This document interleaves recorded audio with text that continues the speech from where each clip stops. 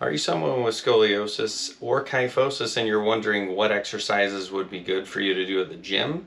Maybe you are someone who works out at the gym and you're curious if there are better exercises to do to avoid having posture problems and things like that.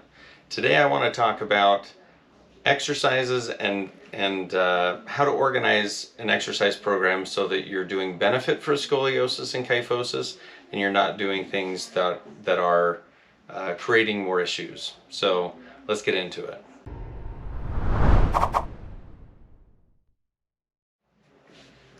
Okay, the first thing we need to realize when we're creating an exercise program, whether lifting weights or doing any gym exercise routine, is we need to balance the front and the back of the body.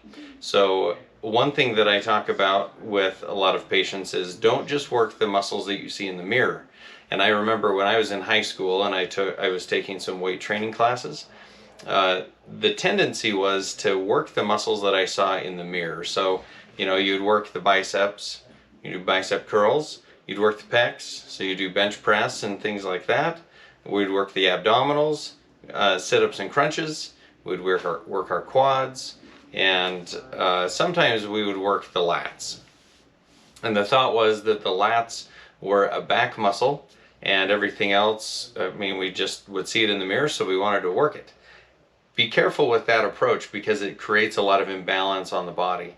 So a couple of things to note with that. First, the bigger muscles are on the front of the body usually. So we have larger muscles for pushing on the front of the body. We have smaller muscles on the back side, smaller in size individually, but combined they're actually pretty good muscle mass. So to pull and that. So we have a pushing and pulling basically.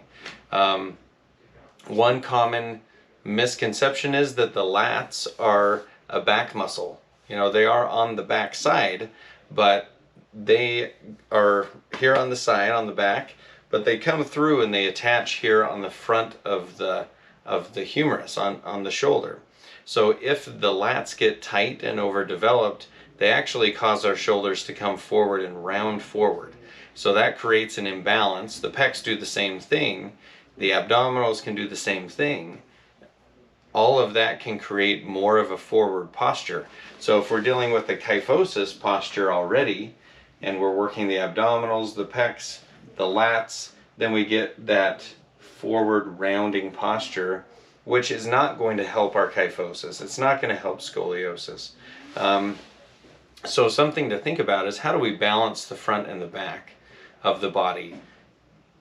Also thinking about posture when you're doing an exercise. If you're doing bicep curls, are you staying up nice and tall, or are you kind of doing one of these and you kind of curling into the abdominals? We definitely don't want to do that, but thinking about how do we balance the muscles, the front and the back. A lot of back muscles, most people don't know how to work them.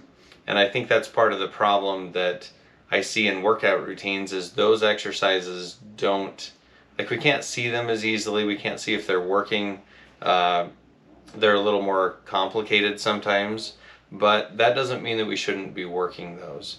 So I'll put some links to the other videos that we have about how to work those shoulder blade muscles and the back muscles. It's beyond what I want to do with this video. I want you to think about from this video, how do I balance the front and the back? Am I doing true back exercises, true pulling exercises? Am I getting the shoulder blades really working and pulling back?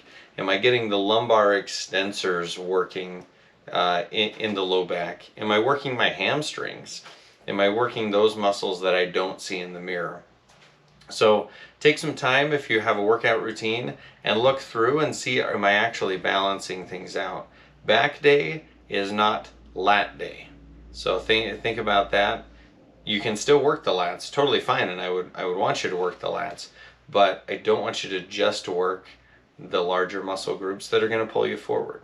So we'll do some follow-up videos on which exercises are really good, but really we're looking for squeezing the shoulder blades together, focusing on shoulder blade mobility and strength in the low back muscles. We don't want to create an imbalance.